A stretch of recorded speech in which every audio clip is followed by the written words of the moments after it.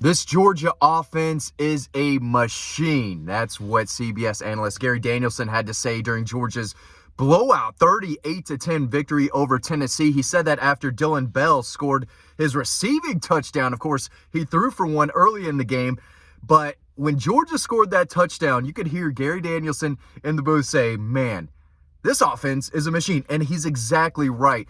There are so many weapons on this roster, especially on this Georgia offense, and that's what I wrote on Dawg Post this morning. Make sure you go check that out. Read everything we have over on Dawg Post. A lot of great content, but I wrote about how Dillon Bell is probably one of Kirby Smart's favorite players on this roster because he is so versatile, and he's one of the big weapons on offense, but he might be the sharpest weapon they have. But this is a guy who did not play a ton against Missouri or Ole Miss, but with Ladd McConkey down and not playing against Tennessee, he's the next man up, and he goes out, has a monster game, catches 5 passes for 90 yards, a touchdown, threw for a touchdown.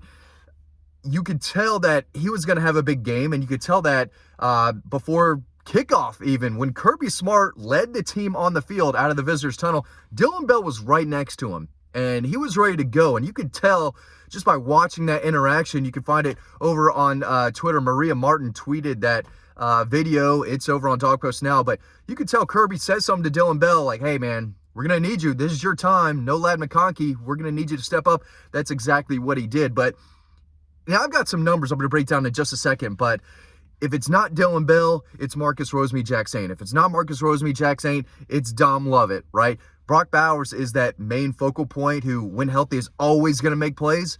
But after him, it's guy after guy after guy. They are so deep. They are as deep as any offense across college football. And it's because there's so many weapons. I mean, they're just interchangeable. These guys could play different positions, whether it's in the slot, on the outside. Dillon Bell's basically a running back catching the football.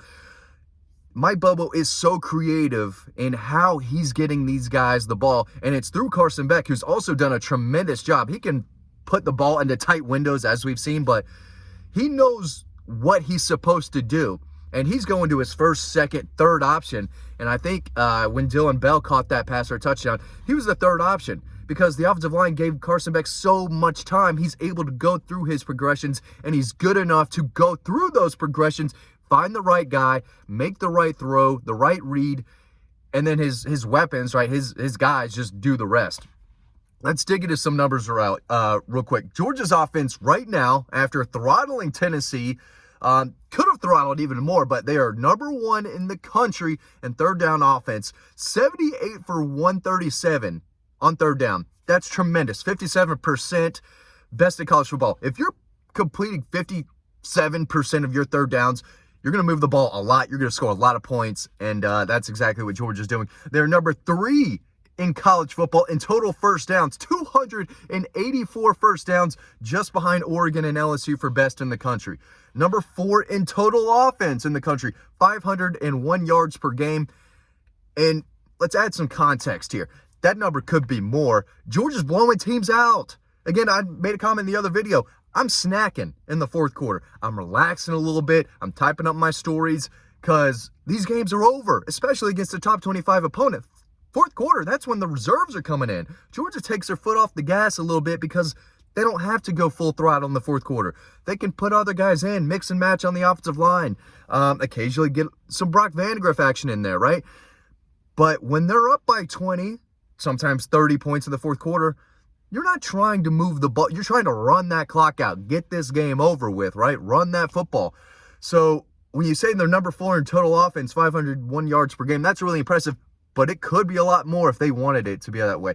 Number 4 in the country in yards per play, 7.23 yards per play. You're going to move the ball a lot. If you're going 7.2 yards per play, a lot of points, a lot of yards, almost unstoppable. That's what this offense has looked like. They're number 5 in scoring offense with 40.4 points per game. That's another number that could be better if they wanted to. You think they could have put 50 points on Tennessee? Absolutely. The game was over. The game was over, 38-10, blowout. You don't need to score anymore, but they could have because they are that much better than everyone else. They're number 10 in red zone percentage. 94% of the time they get into the red zone, they're scoring. And you can make the case that there are times at the end of games when they are in the red zone and they take a knee, they run the clock out, game's over, right? That number could be more. Listen to this, though. They've made 62 red zone trips this year. 62. They've scored 42 touchdowns. 42 touchdowns in 62 attempts. Are you kidding me? When this team gets into the red zone, they're looking to score touchdowns. They can settle for field goals early in the game. Just need some points, right? So what they did against Tennessee, I think that's what they did against Missouri to start the game. They had the ball first in that game, kicked a field goal, then let Missouri score on them like they've done, with every opponent last 5, 6, maybe 7 games, 8 games. I'd have to go back and look. But they'll kick a field goal when they need to, but this team's scoring touchdowns more often than not. 42 out of 62, they're scoring touchdowns and they get in the red zone. Ridiculous numbers. This offense is a machine, and everyone's starting to see it, right?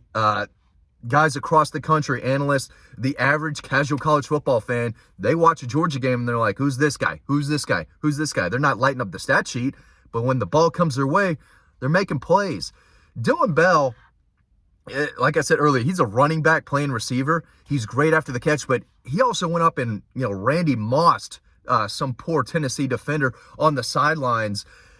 He's an outstanding weapon, right? Athlete, a guy who can do a little bit of everything. Marcus Rosemary, Jack Saint, the more the ball comes his way, the more plays are being made. That guy is good for at least one, most of the time 2, just outstanding catches, right? Whether he's reaching behind him for a ball or he's going up to snag one on the sidelines, whether it's a catch and run, that guy's been deadly after the catch. And Carson Beck is hitting these guys in stride. You call it a machine, and that's what it is, because the machine keeps going. The machine doesn't stop, and Georgia's offense is not slowing down anytime soon. When they start clicking, when they get into a rhythm, when they're running it and passing it, when they're getting it to Brock Bowers, when they're working the play action, they just throw a defense off so much. And you can't get pressure on Carson Beck because you've got a 5-star right tackle and a borderline 5-star left tackle. You got the best center in college football. You got my guy, Dylan Fairchild, West Forsyth High School, Forsyth County, at left guard doing his thing. You've got a healthy Tate Ratledge, is one of the best, right guards in college football. I think I said Dylan Fairchild playing right. Dylan's at left tackle with Michael Morris. Xavier Truss, big old mountain of a man that he is, can play. There's so many guys on the offensive line, and then you take a step back and listen, when most college football teams lose arguably their biggest weapon or don't have him, like Georgia didn't have Ladd McConkey, he's not their biggest weapon, that's Brock Bowers, but he's probably their second best pass catcher. When teams lose their second best pass catcher, you expect them to take a step backwards, right? Whether it's a significant one or a small one, usually they're not as good when you lose your second best player or pass catcher, right? With Georgia, you say, okay, no Ladd McConkey, here you go, Dylan Bell, go have a ball game. We didn't really need you last 2 games against ranked opponents, but yeah, we're going to need you to step up today, and that's exactly what he did. And it wouldn't surprise me if Dom Lovett is the next guy to have 6, 7, 8 catches, 100 yards, and a touchdown against Georgia Tech or Alabama. There's so many guys. So it's not 1 or 2 guys carrying the offense. Brock Bowers and Ladd McConkey could carry the passing attack, right? But it's not 1 running back. It's not 1 wide receiver. It's not 1 tight end. So many guys up and down the roster offensively.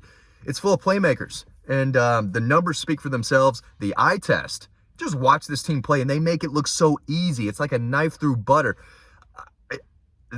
Sometimes they have to earn it, especially on the ground, but there are times when you're watching this team just go up and down the field with ease, and you're just thinking, this is not tough. This is not difficult for them. They're making it look so easy.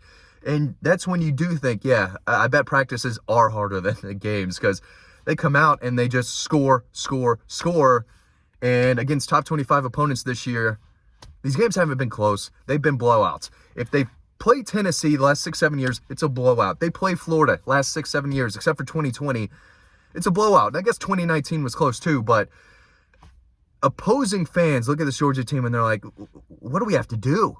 What do we have to do to even, come close to beating these guys? Give these guys a 4-quarter game. It's tough to do, and no one's doing it right now. This Georgia team is just only playing better. I don't know whether the offense or defense is better. Maybe that's a video for later this week. I know Dylan Bell is a weapon, and I wrote earlier, if Kirby Smart had a list of his favorite players on this 2023 roster. I think Dylan Bell would be high up on that list. Same with Marcus Rosemary, Jack Saint, Ladd McConkey, Cedric Van Pran, Brock Bowers, of course, Carson Beck, Dejan Edwards, Kendall Milne. Kirby Smart loves this team. He loves this offense, and it's because it is deep, it is talented, and right now, they are a machine, and everyone knows it. Thanks for watching this video. Click down below to sign up to our free newsletter. Free to sign up. And I wrote 2 free stories. The last 2 stories I wrote on Dawg Post are free. Sign up to our free newsletter. Go read some free stories on Dawg Post. And if you like us enough, which I hope you do, make sure you subscribe. Get a Dawg Post subscription for your loved one. Christmas is around the corner. That'd be the best gift you could get anyone for Christmas, a Dawg Post subscription. We really love y'all. Appreciate y'all watching these videos, and I will see you over on Dawg Post.